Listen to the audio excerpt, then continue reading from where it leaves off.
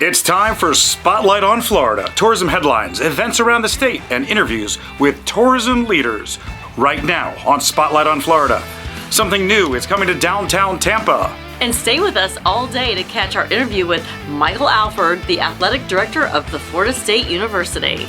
We'll talk to him about the great start to their season and what that means for tourism in a college town. I'm Joel Silver in the Spotlight on Florida Tourism Newsroom.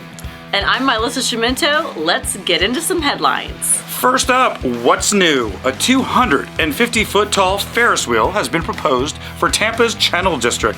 A Tampa-based developer has announced plans to build the 250-foot tall observation tower in the city's Channel District area. Renderings of Tampa Wow, Tampa's Wheel Over Water, place the new attraction within walking distance of the Florida Aquarium and near Port Tampa Bay. The Wheel Over Water would feature climate-controlled gondolas and food and drink concessions. Rides are expected to last 20 to 30 minutes. The project has been made possible through a $20 million private investment. Tourism leaders in the Tampa Bay area are praising the plan, with Santiago Corrado, Visit Tampa Bay president and CEO, calling the project a transformative new attraction that will provide more opportunities for our community to grow and develop, and give visitors and residents a new highlight to explore. If approved by the Tampa City Council, it would open in the fall of 2026. Looking forward to that. Yes, that'll be fun. Tampa, that's what they need, a big Ferris wheel. Yes, I know. That's right. Yeah. All right, hey, check this out. A Florida lawmaker wants to eliminate property taxes. Earlier this month, State Representative Ryan Chamberlain of Bellevue announced his proposal, which would phase out property taxes statewide without leaving schools in the lurch. Chamberlain's proposal, he has named the Freedom 123 plan, consists of 3 specific actions to generate revenue that would replace property taxes in the state. First, Chamberlain suggests rolling property taxes back through legislation to levy numbers from 2022 to 2023, which would put revenue suggestions at about $43 million. Second would be the implementation of a 5% transaction fee on all real estate sales, which is expected to generate nearly $12 billion in non-school taxes, as well as a 5% public safety transaction fee on ride shares, amusement parks, and hotel rooms, which would make up for another $3.8 billion. The third tenet of the proposal is the collection of a 2-cent statewide funding fee, which would give the state around $20 billion to completely replace school property taxes, with school districts being given the option to levy up an additional cent to cover gaps in state funding, maintaining some local control over school taxation. So obviously this is a new proposal, and we will bring you updates as it moves through the process, but that is going to be interesting during session. Yes, wow, that is something big that will definitely be debated soon. Oh my God. Right? That's going to be good, but hey, I think I can't imagine anybody saying they're not in favor of lower taxes. Exactly. All right, we got a new exciting story for us next. Yes, Brightline news and a major milestone. 2 years of Brightline brings more riders. 2 years after the implementation of higher speed rail service between Orlando and Miami, Brightline has seen more passengers. The first Brightline high-speed train rolled out of the Orlando airport at dawn on September 22nd, 2023, headed for Miami. Tugging 4 coach cars filled with hundreds of exuberant passengers peering out spacious windows. Orlando Mayor Buddy Dyer called it historic and one of the days we live for, during a celebration peppered with confetti and yellow and peach banners hanging over the station's platform near MCO's Terminal C. Since then, nearly 3.1 million riders have undertaken the 235-mile, 3.5-hour trip between Orlando and Miami. In the coming year, with trips selling out, Brightline looks to add additional coach cars with more seats. South Florida passengers use Brightline to visit Orlando's theme parks, while Central Floridians head to South Florida for cruises, concerts, and sporting events, according to officials. As Brightline continues to look toward future expansion, they've set their sights on a new destination, Tampa. Hey, we still got to get on that Brightline and do a story from the train. That's right. 2 years, I think it's time. Oh, absolutely. And, we're always back and forth from, North Florida to South Florida and all over the state, so we should take the ride. What an interesting set of stories today. First of all, you spent a lot of time in Tampa, lived there for many years, and, what would that look like to have that Ferris wheel 250 feet in the air, similar to the one in Orlando, But that would be pretty cool downtown in that channel side. Well, we'll have to ride it for sure. Yeah. Yes. We have so many things to do. I know. Stay with us. It's going to be exciting. How do we do it all, Joel? I don't know, but we're going to. Yes. Hey, let's get into some other things. How about an upcoming event? Our spotlight upcoming event of the week is in Southwest Florida, but it's actually already started. Let's go to Captiva Island. The 11th annual Island Hopper Songwriter Festival kicked off this past week on Captiva Island, but there are many more performances to go. The 10-day music festival also has events in Cape Coral and Fort Myers and will wrap up on Fort Myers Beach. This year, listen to this, over 60 BMI singer-songwriters will be featured in more than 80 different performances, all in intimate settings, so it's really cool, giving the fans the opportunity to experience the voices and stories behind the songs. Perhaps most importantly, most shows in the Island Hopper are free, so it's really awesome. Yes, that sounds good. And headliner Low Cash will take the Island Hopper stage in Cape Coral at the Westin Cape Coral Resort at Marina Village, September 22nd. Named one of the top 5 music festivals by USA Today's 10 Best Readers' Choice Awards, Island Hopper Songfest is the largest of its kind in Southwest Florida and offers unique listening experiences in smaller venues against a tropical backdrop. For the full lineup, special discounts, and more ticket information, visit their website. And now, in our On the Move segment, you're going to like this. We love seeing people in their new positions. Sunseeker Resort, Florida Gulf Coast appoints Vince Perota as Vice President and Managing Director. Melissa, this is a guy that's been around and has a lot of experience. With over 30 years of experience in luxury hospitality leadership, Vince Perota is set to oversee all operations of the resort, enhancing its reputation as Southwest Florida's premier waterfront destination, and I've been there, and it is. Perota's move to the Sunseeker team is the latest turn in an already accomplished career at globally recognized hotel brand. Most recently, he served as Chief Operating Officer at Omni Hotel and Resorts, where he implemented company-wide operation strategies and new corporate oversight models, as well as achieving record-breaking guest satisfaction scores. But in his new role, Perota will manage Sunseeker Resort, Florida Gulf Coast's expansive 22-acre property, which includes 785 guest rooms, 189 sun suites, over a dozen dining concepts, a full-service spa and salon, 2 rooftop and waterfront pool experiences, 60,000 square feet of event space, and the 18-hole championship-level Aileron Golf Club. Man, he has a lot to work on. Yes. But he's the guy. I think they can do it. Yeah, so we'll have to go down there and play some golf. Big congratulations, Yes. Vince. Well done.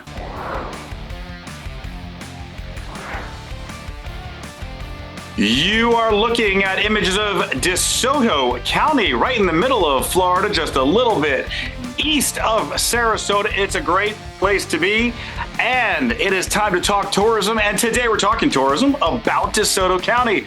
Joining me, Sandra Guffey, the Economic Development Director of DeSoto. Sandra, welcome to Spotlight on Florida. Thank you so much, Joel. It's great to be here. I love what you do.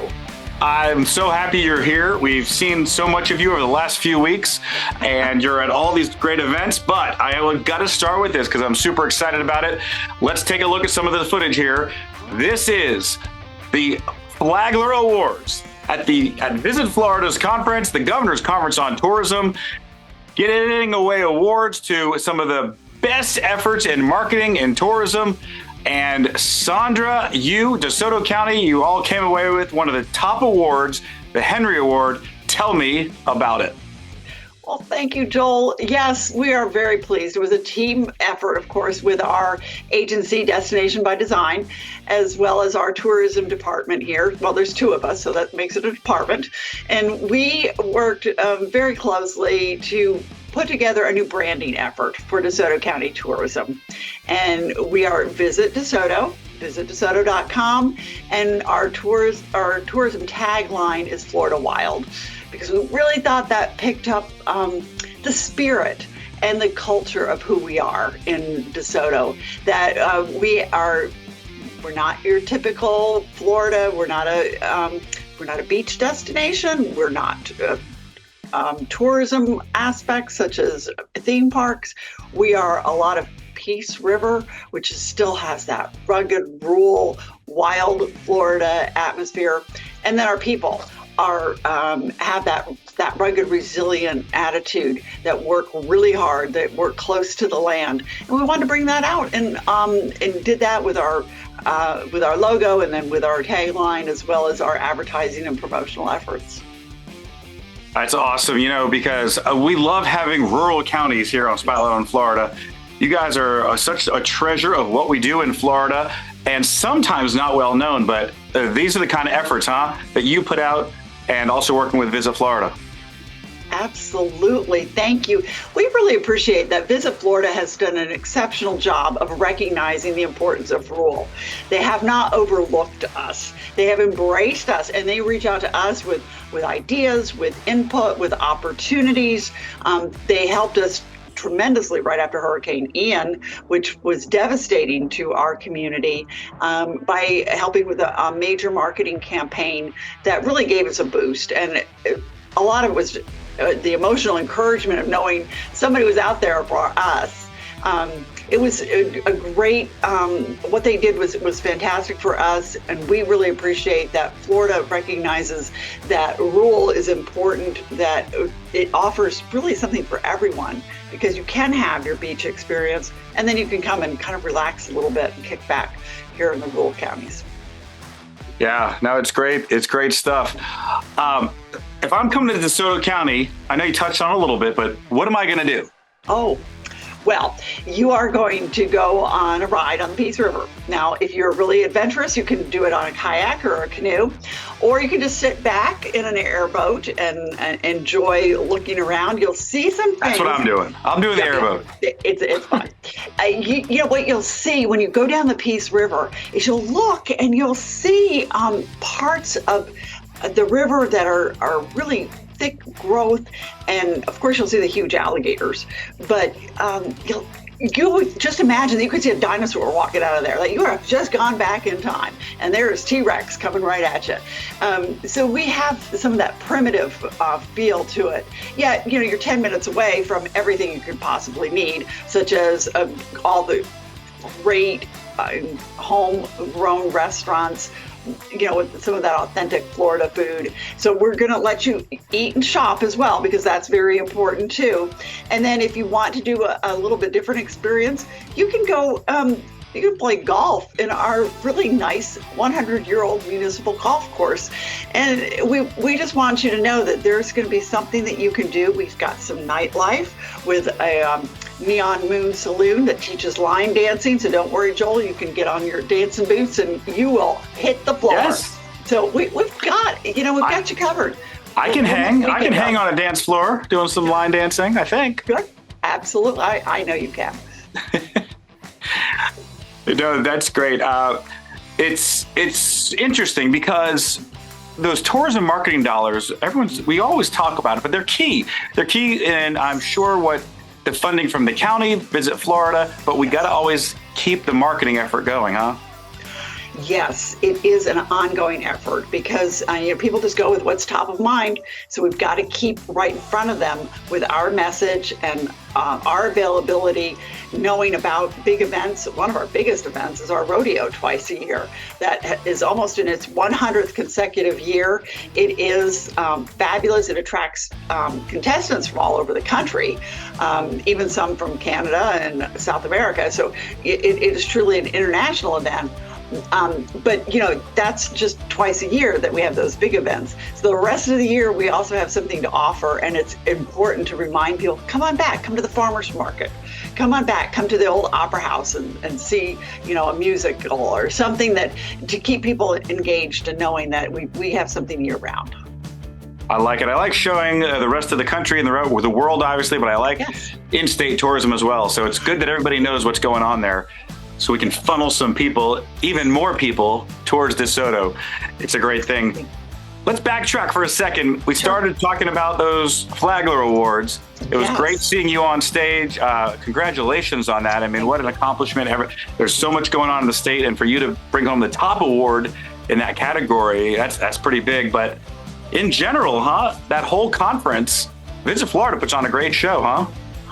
They do. It's fun, but it is really educational. And I appreciate how every year they capture different aspects of what we'll need to know, what will help us do a better job in promoting our communities. And they bring great speakers, a mix of really motivational plus some of the very educational. And you walk away from being excited, ready to get back to work, and ready to promote our community. Yeah, there was a ton of information in there, and so much to learn. And I think it was, I think everybody felt that way. When I think of the new campaign, I'm sure everyone, if you haven't heard of it, it's Florida Days, and it's about all the days, how you live a day in the way Florida does. So it's a great time. And when I think of Florida Days, man, DeSoto County is right there, huh? What do you think about the whole new campaign? Yes, it was like this was made with us in mind. I really feel like they captured exactly who we are and who all of Florida is, with that idea of the laid back and doing what you want to do and making it yours. That Florida is for all of us. And I think that the campaign is fantastic. I love the music, and throwing in the Jimmy Buffett feel. Yeah. Perfect timing. It's going to be a great campaign. I can't wait to see what the very creative minds at Visit Florida come up with. We're going to have fun with that one all year long, I think. That's going to be a fun campaign. Yes. And, we'll hear that music all year long. Yes. So we're looking forward to working with Visit Florida on that. We also work with the Florida Restaurant Lodging Association, too. Very good. Yes. So let me ask you this as we kind of start to wrap up here. But what are we eating in DeSoto County in terms of restaurants, food? You're going to eat steak. I don't think you'll find there. We have no vegetarian restaurants in DeSoto, may I tell you Okay. that. We have vegetables, but no vegetarian. Yes. We are a beef county. We're also citrus. So we've got plenty of great orange juice, but really some of that homegrown, hometown feel, fresh produce. We're big on that. Pie, we love pie. We have a nice little Mennonite community too, and they know how to bake. So we have some of that as well. So we'll take care of you. You will not leave hungry, I promise you. I love it. All right. This sounds like a great deal. I'm going down the Peace River. I'm having steak dinner. Yes. It's a beautiful county, lots of beautiful nature to see. Yes. So that's all waiting for me in DeSoto, huh? Tell me what the ending message is about DeSoto County. Well, come on out and experience it for yourself. We have plenty of places to stay. We have a boutique hotel. We have campgrounds. We have a Holiday Inn. So whatever you want for your glamping or more formal evening, we'll have it for you. We're ready for you. Come experience Florida Wild. And what does the tourism industry mean to you and all what we're all involved in here in Florida? It goes hand in hand. I do economic development as well. You visit a place before you decide to move your business there.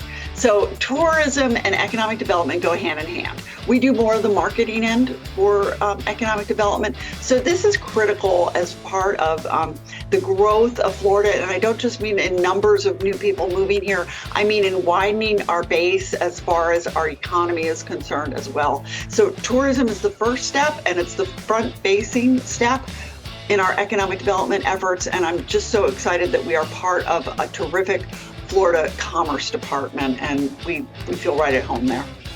I love it. Hey, thank you so much for joining us on Spotlight on Florida. We're going to have you back. We're going to have you back. Anytime. Talk more about this stuff. So, and if you didn't know Sandra Guffey before, now you know her. She is one of the brilliant minds and creative minds in tourism, and also now a Henry Award winner, a Flagler Award winner, and a household name, hopefully, in tourism that everyone should know. But thank you, Sandra, for joining us, and we hope to have you back. Thank you.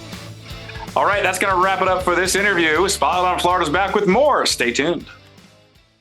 Time for our Spotlight event of the week. Now, throughout the year, the Florida Restaurant Lodging Association honors the frontline workers in the hospitality industry through something called the Rose Awards. Let's take a look at one of the recent episodes.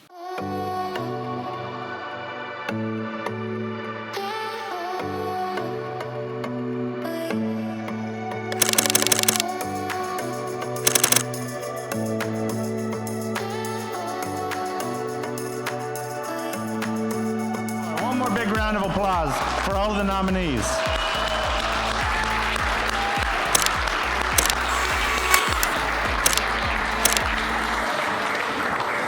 tonight is just such a special night, and it's such an honor to be able to celebrate you, the nominees, the front workers, the people that make our experience everything. We depend on you in so many ways, but I feel myself getting choked up just talking about it now, because I know the sacrifices that you made this last year and that you will continue to do. So I want to thank you for all that. The reason for this event, Rose Awards, recognition of service excellence, to recognize those hourly employees who go above and beyond, who stand out to the guests, who stand out to their coworkers, who stand out to the managers as really the leaders in their department, and what keep our guests coming back year after year.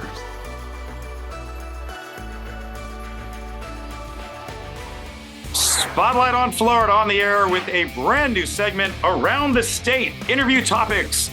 And as we're going to do each and every week, you're going to love this. We bring together a panel of people from our profession, and you see them there on your screen.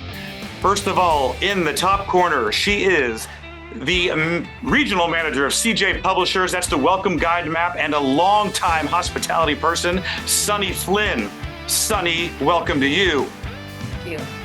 Below her is the Chief Executive Officer of Lime Fresh Mexican Grill, Patrick Ford. And then in the bottom corner down there, from Bubba's Roadhouse Inn and Saloon in Fort Myers, the incomparable Jay Johnson. We've had him on before. Great to have you, Jay. All right, team, here we go. We're going to do some topics. We're going to talk about it. We're going to talk about hospitality, tourism, and see what's going on around our state. Let's start with this one, gang. It's football season. It's fall. People are in the mood to get out and do things, and they're in the football spirit. Let's start with the person who has a team in her home area. Sunny, what do you think about football season? Does it affect tourism, and what's happening?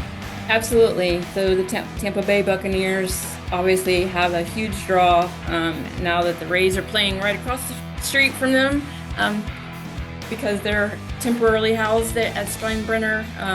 Tourism is definitely thriving. We're glad to see it back. Our restaurants and sports bars are really happy now. We did have Ferg's, who was just named USA #1 sports bar in St. Pete. So wow, very, very excited about sports tourism. And we have the Lightning, and we have the Rays, and we have the Rowdies, and we have a little bit of everything. So sports tourism is definitely a big impact for our area. All right, Patrick, you've got restaurants all over the place, right? So you've got some pro teams, you've got some college teams. What are you seeing? We do. We're happy to have football back. It's always nice. And fall activates for restaurants for us. We focus on our catering. And so that's an opportunity for us to get the message out. The Dolphins win, lose, or draw. And I think they lost, Joel, they lost their head coach last week. I think I saw that. I haven't heard the news that they did that yet, but I knew it was coming. Yeah, I think it's in the offing. So football is well, in Florida, I think, as we think about tourism, it's great. Now, I know, Sonny, you're in Tampa, St. Pete area, but I'm a Florida Panther fan. So as we get the Stanley Cups back-to-back moving forward, that's going to be an excitement for us. And so I think sports tourism is alive and well. If you look at what Disney does, I think that's a good signal as well for us, Joel. So excited to have something to watch on Sunday for sure. Absolutely. I like it. So, Jay, in Fort Myers, there's no real football, but where do you fall on all this? We're not a football mecca down here, and we do have quite a bit of baseball that's going on even now. Being the spring training homes of both the Red Sox and the Twins, there have people down already for some winter ball that we see, and that always helps. We have some hockey with the Everblades, but in the restaurant, it's always good to get people in on Sunday, at least for the game time. We see them for about a 4-hour stretch. They come in for the early game usually. Most people don't watch the late games unless Tampa Bay is playing. But it's good to have football back. It means we're that much closer to season, and it means that we're in fall and the license plates start to change colors. Next topic, check this out, Brightline. Everyone knows about Brightline 2-year anniversary. They say ridership is up in their route from South Florida to Orlando. They've got plans to expand at some point, possibly to Tampa. Let's start with our Orlando guy, Patrick. What do you think? Brightline, 2 years. Are you excited? Yes, yes. And as an avid rider myself, I'm excited. They, in early part of this year, launched an aggressive rewards program. And look, Brightline's been in the news for, missing some of their benchmarks. Turns out trains are tough, especially in Florida, as we as a market think about connecting in a way that doesn't require a minivan. I have been proud to be a part of that in their initial launch service. We enjoy ridership coming up, and I can't think of a better way not to have to be in the car, Joel, right? I mean, the turnpike is what it is, but you can be productive. You can use a restroom. You can be on the phone. You can do those things you can't do in an airplane, which is fantastic. And one of the highlights that I want to bring to the attention of the Brightline team and just give them service to is that they've done a good job staffing. Their F&B has evolved from their offerings both at the bars that they have as well as their F&B on train. And that'll be something that I look forward to seeing continue to evolve from Brightline. It's good. It's not great, but it certainly doesn't stop me from riding that. And the convenience factor is just tops. It's so nice to be able to have an option for sure. Joel. I love it. So Jay, how does that sound to you? Traveling through Florida via train? We would love to see that down here in Southwest Florida. A great way to connect is, we're right in the middle of Tampa and Miami on the drive. So that for us is exciting to see. Unfortunately, we're not in the plans as of yet. People tend to forget about Southwest Florida when you come to these big programs such as Brightline. But as Patrick said, I would love to ride Brightline and probably make a point to do it just to experience it. And I think it's good for tourism in the whole state. It's one of the things that's missing is a way for tourists to get around without having to rent that car and take the interstates. So it's a great way for people to see our state, get from place to place. And again, sorry for this, Patrick, but learn that Orlando is not the only thing in Florida. So get an opportunity, get that opportunity to come visit Tampa Bay, to come down here to Southwest Florida, to get over to Miami. I think that's great anytime we can connect the state and make it easier for our tourists to get around, not only the people who live here. Amen. I mean, you could leave South Florida in under an hour and get over to Fort Myers, Naples area if they put that train there. We'd love to see that, and we're excited when we got Alligator Alley built and no longer had to take 41.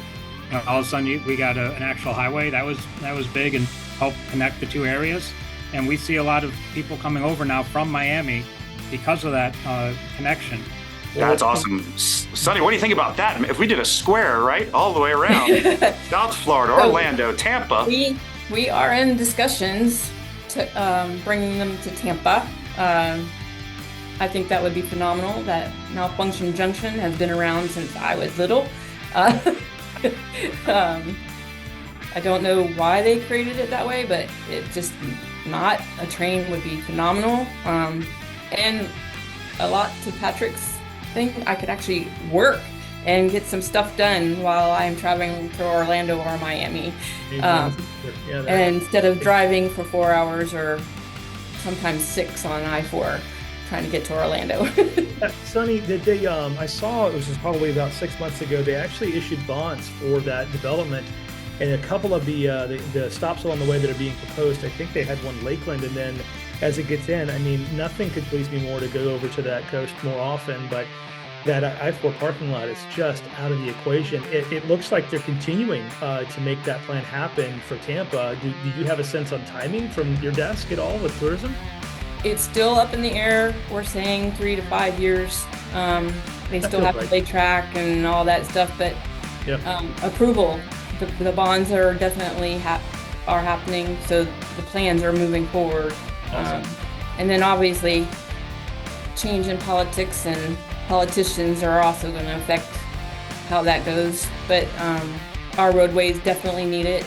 Our tourists are used to high-speed trains and travel and having public transportation, so why don't we? So we need to get with the times. Okay, next topic. Check this out. A state representative in Florida, Ryan Chamberlain, says he wants to eliminate property taxes. They talked about it during the last session a little bit. He now has a plan. The details, there's a lot of details that have to happen and they're going to talk about in the session. But to our panel, what do you think about less taxes? Does anybody like less taxes? Who are we starting with this time? Jay? Well, I think it's a big plan. It's a big ask to try to get rid of property taxes in a state that generates property tax for local governments to operate. I think there's a lot of things to work out. I know it's one of the priorities of the governor this year is to work on eliminating property tax. And as a business owner, I look at it. It's good for us not paying that tax, but that funding has to come from somewhere. So somewhere there has to be some tax changes or figure something out. But it also gives the disposable income to a lot of our customers. All of a sudden, they're not paying $2,000, $3,000, $4,000 a year on property tax. That gives them that money where they're able to go out and enjoy the hospitality industry, whether it be a staycation, staying at local hotels, going out to dinner a little bit more, ordering in, or whatever they want to do. That's the business we're in, and we love when our customers have the ability to get more disposable income. It's always eye-opening to talk to the leaders, to our leadership, and get them closer to our business, right? And this property tax is a great way for us to kind of go to work on. Hopefully, Jay, your notion is correct. Does it translate into more disposable income, and do we see that in the hotel, staycations, food and beverage that we want? I hope. My only question is, what's going to suffer? There are a few other states, Joel, I understand, do this already with some relief elements, and maybe the governor and the team can kind of help us with a stepwise approach, just like the March to 15, giving the economy a little time to kind of figure this out as go forward, so we're not seeing it all of a sudden overnight. I know they need big wins. We all want that savings, but maybe that's the creative solution to walk into it over a 2 or 3 year period. Who knows? Keep us posted. I agree. Disposable income is great and it helps with that. But again, it's who are we robbing, Peter or Paul, to get it? So hopefully they'll leave TDT alone. I know we just filed the bill. There's details on the proposal. One thing I saw was maybe a 2-cent tax on bottled water, which is interesting because that's as a way to raise some money. But he's got a lot in there. We'll have more details on that one. I'm looking forward to it. I'm looking forward to Tourism Day. I like being involved and talking to our delegates up there again. Yes, anybody. If you don't know about Tourism Day, make sure you look it up. The entire tourism industry converges on Tallahassee. We all talk to our legislators about the issues that are important, and it's a big day. And they want to see this. They want to see the small faces and the small business owners and the small attractions, not just the big guys. So all of the independents need to verge on Tallahassee. All right. Speaking of halls and great times, listen, a lot of us were at the Governor's Conference on Tourism. We're still showing highlights of that here on Spotlight on Florida. Lots of different clips on our social media. Governor's Conference on Tourism was amazing. I know 2 of you were there, but Sonny, let's start with you. What's your memorable moment from the Governor's Conference on Tourism? Winning the Henry Award. Congratulations! Congratulations! I never thought that I would be the number one choice.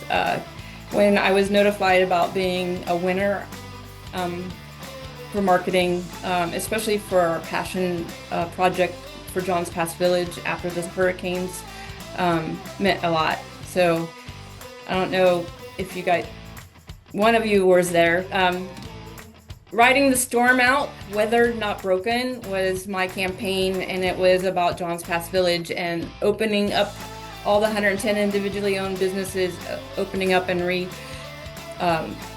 going back to tourism. Johns Pass Village is the #1 tourist destination in Pinellas County, and it got hammered by Helene, 7.5 feet of storm surge in my home, which was in Johns Pass Village as well, and all the businesses there. So the storyline was how we were reopening and how they're resilient. And you did an amazing job. An amazing job up there. Congratulations. Well-deserved award, and we have a Henry Award winner on our panel today, which is big. Pretty cool. Jay, what do you got as a memorable moment from the Governor's Conference? Well, I did not win a Henry Award. But Sonny, congratulations. That was Thank great. you. They only showed a small clip of your project, but it looked like a great project, and I'd love to see all of it. I think that's a great opportunity for our VCB down here in Lee County to get a chance to show off what we've done, and it's a good chance for us as a restaurateur, and I sit on TDC, to talk to other counties on what they're doing and to get some good ideas and things that are going on. I'm a real big fan of the new marketing plan for Florida that was rolled out by Visit Florida, the Floor Days, which is bringing Jimmy Buffett and Jimmy Buffett's songs through McAlehey into fruition. It's something I think is long overdue. People associate Jimmy Buffett with Florida and Florida with Jimmy Buffett. So I think it's a great time that we actually formalize that agreement. And for me personally, the highlight was getting to see the Coral Reefer Band and watch them play live up at Governor's Conference. Cool. I think you saw, Joel, I was standing right next to the stage the whole time. Yeah, yes. You loved it. It's great music. All right, Patrick, I know you didn't attend this year, but you've been in the past, right? I have. I'm sorry I missed the Coral Reefer Band. I am a parrot head myself. Father gave me those records. I still have the vinyl records downstairs. But Florida is definitely a great brand for the state. It's a great opportunity for some alignment to happen around, the storytelling, right? That was always a part of Jimmy Buffett's tours, regardless of wherever you saw him, but also kind of giving an anchor on terms of that tourism and that lifestyle and that beachy, easy breezy kind of island lifestyle that he was known for, giving it a home, right? And putting some marketing dollars behind it, I think, is a smart way to co-opt as well as give some remembrance, right? Music is social, right? Jimmy's life was the same as well. So next year, just promise me the Coral Reefer Band will be there, Joel, and I'll be The campaign's probably going to work well. They'll probably extend it. Perfect. And that's what I hear. We'll put in a word for it. Awesome. All right, folks, we've reached the time of our panel where we like to let you feature yourself, because we thank you for being here, but we want to know what is going on with you, your business, restaurant, whatever it might be, or your area. So, Patrick, let's start with you. Outstanding. Thanks, Joel. Always a pleasure to be here. An exciting opportunity with the panelists alongside. From Lime Fresh, we're regrowing via franchise. Go to franchise.limefresh.com for an opportunity to learn a little bit more about our growth plans. Who knows? Sonny, we may be coming for an area right near you. That would be fabulous. I love that food. Okay, Sonny, what's going on with you? So, we are about to launch 2 new publications, the Spring Training Trail, which is going to cover all of spring training, MLB, wow. Not only just MLB, but we are featuring our youth and college baseball and softball tournaments as well. So in those regions. So we'll have all of that, and then we'll be selling advertising to you guys. And then we're hoping for support from Visit Florida and all the DMOs. Again, it's bringing fun to the travelers. That's what our publications do. And then we have small towns and back roads, featuring the small towns that, like Wiki Wachi or Lakeland, even small towns, Zephyr Hills down in near Fort Myers. We have anything within 2.5 miles of, or 2.5 hours of the Tampa Bay region. We're looking for stuff for people to do. It's the day trippers, or even someone that would come to the beach and want something to do when it's raining. So that kind of thing. All right. And the Barbecue King from Southwest Florida. What's happening down there? Hey, Joel, thank you for having me, and especially alongside these great panelists. It's nice to be able to talk with people of that caliber that I don't often get a chance to interact with. So thank you, Patrick and Sonny. Down here in Southwest Florida and Cape Coral, we're all excited, getting ready for season. Season's getting ready to roll in. Right next to us at Bubba's Roadhouse, we have a German American club of Southwest Florida that's getting ready for Oktoberfest. So if you're looking for that day trip or that overnight trip, the last 2 weekends of October is one of the largest Oktoberfests in the state of Florida. To give you an idea on the size, they're going to go through 750 kegs of beer over 2 weekends, which okay. Patrick heard that number. That makes you just go, wow. The number of people that come through this little area. We're all looking forward to it, and that really kicks off season for us.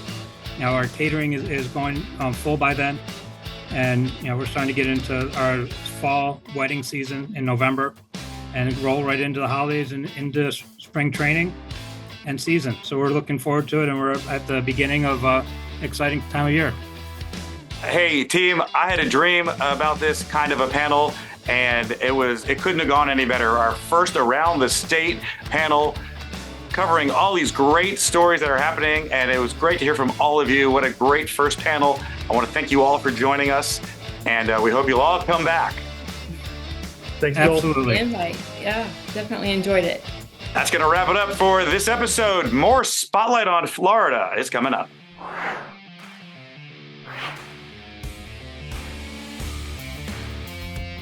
Our Wednesday programming continues now. Time for another great interview. And Yes. one thing I know about Melissa Cimento is you love Italian food. Yes. And you love that west coast of Florida. That's right. Well, I lived there for many, many years, and I am Italian. Yeah. So we're going to take you to Villa Galacci and Indian Rocks Beach and show you that restaurant and their fine cuisine. Luigi, Yes. a great guy. He had a lot of great things to say. Let's take a look.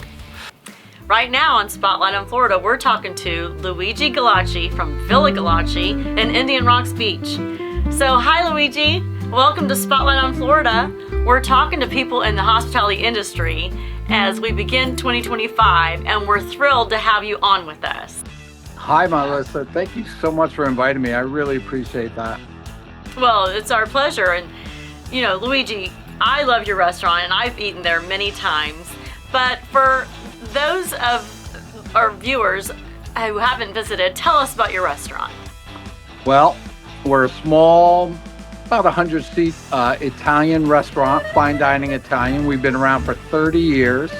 My dad and I purchased an old Circle K convenience store in Indian Rocks Beach, Florida. We're about 8 miles south of Clearwater Beach. I'm sure a lot of people know Clearwater Beach more than Indian Rocks Beach. But we've been open, like I said, for 30 years. April 6th is our 30-year anniversary. We offer... thank you. Thank you. Yeah, it was a fast 30 years. I started when I was 2. Just kidding. I wish that were true. We feature homemade pasta, like homemade gnocchi. We do veal dishes, chicken dishes, seafood dishes, always fresh seafood, even some steaks and chops. And it's amazing. We offer great wines from all over the world. And it's just kind of a family style restaurant in the fact that we make you feel like family when you're here. Yes, you certainly do, and I can vouch for that, as well as your delicious food. It is the best food in the region on the beach down there. So let's start with your take, you know, in the restaurant industry right now. Tell us how 2024 wrapped up and what you're anticipating for 2025. Well, we've had a very successful 30-year run, that's for sure. 2024, I'm sure everybody's aware, we got hit with 2 incredibly strong hurricanes. That's devastated a lot of the areas, but mostly residential areas. And it's been kind of sad to drive around these neighborhoods. But the effort that has been put into rebuilding and cleaning up this area is mind-boggling. It's amazing. They're doing such a great job, and we are seeing a lot more people than we have anticipated coming this time of the year. Obviously, tourist season, and the biggest time for us is usually between Valentine's Day and Mother's Day. That's when you mix snowbirds, spring breakers, and we have spring training here for a lot of the baseball teams. That's when the perfect storm of tourism combines, and that's our big time. Now, with that being said, we don't know what this season will mean with all the homes and condos that have been affected by these storms, but we're hoping and praying for the best, that's for sure. Yes, we wish you the best as well. And that region did get a lot of damage, and the response has been remarkable. So thankfully for you and everyone in the industry and hospitality. So what are you seeing like in the workforce as far as, you know, the hospitality industry, and what are the issues that you are maybe anticipating this next year? Well, for me personally, because I'm small and I employ about 25 people, it's a lot easier than these bigger, say, resorts and restaurants that have to employ a lot more. The workforce is not as big as it should be. I think housing has a lot to do with it because the price of homes and place to live has just skyrocketed. Real estate is really huge, very high here. When I first moved here 30 years ago, I mean, pick up a 2,700 square foot house for $150. But now homes and rentals are very, very expensive. So like I said, I'm blessed. I have a great staff. My kitchen is amazing. I've had 3 guys for over 22 years. So that's why we're very, very consistent. But I could see some of these bigger resorts are going to have a little bit problem staffing their resorts and their restaurants. And Luigi, in general, like, what are the reservations looking like at the restaurant? And are people still, dining out as you see it? No, not since the storms. It's gone down a little bit. I think to wrap up 24, I think we're down about 10% in people, in customers. And I feel like it's going to be that way through the 2025 season until everything's rebuilt. But like I said, we're hoping and praying for the best, that's for sure. We just finished 2 holidays, New Year's Eve and Christmas Eve, and those are our biggest days of the year. And we had tremendous business on both of those days, very similar to last year's numbers. So and during the weekend, we're seeing a lot of people on the beach. So it seems a little bustling, but again, it's still, we won't know until I'd say about a month or 2 from now what our numbers are going to be like. So Luigi, let's talk about tourism. Do you get a lot of tourists in your restaurant or mostly locals? Tell us about that. We have an amazing mix of both. The beaches are filled with condos that people own and will use, and they're called snowbirds. They come down for the winter. So we have those people that repeat, they come every year for the past 30 years. But because of all the resorts and the Airbnbs in this area, we also have a bunch of tourists that come in. So we advertise, we're on Google, or we try our best to advertise as best as we can. And we see a wonderful mix of both people that live here permanently, snowbirds, and tourists. So I know this because I've dined in your restaurant many times, but tell us of some of the famous faces that have dined at your restaurant, Villa Galachi. Well, I'm talking to one of the most famous ones that we get here. My list is Cemento. But if you follow me here, let me show you. We get a lot of people, and they end up giving us autographed pictures. So we got what is called the Wall of Fame. We have Hulk Hogan here, a lot of baseball players, mostly from the Phillies because they do their spring training here. But as you see, a lot of wrestlers, singers like Paul Anka, Frankie Valli, John Bon Jovi. We have a booth that we call the John Bon Jovi booth. But as you can see here, they're so kind as to give us an autographed picture that we put on our Wall of Fame. So that's always been fun. But it's been amazing. It really has. The most recent one, and I had no idea she was coming, was Caitlin Clark. I sit her down at a booth right over here, and I hand her the menu, and I go to her, I say, hey, Kate, I said, did anybody tell you look like Caitlin Clark? And she looks up at me, she says, yeah, I am. I'm like, oh my God, no way. So we were very blessed to have her in our restaurant right before an LPGA event that she was entered in the Pro-Am. And she was gracious enough to sign a basketball for us, which we auctioned off for Toys for Tots. This is a great charity that we always sponsor.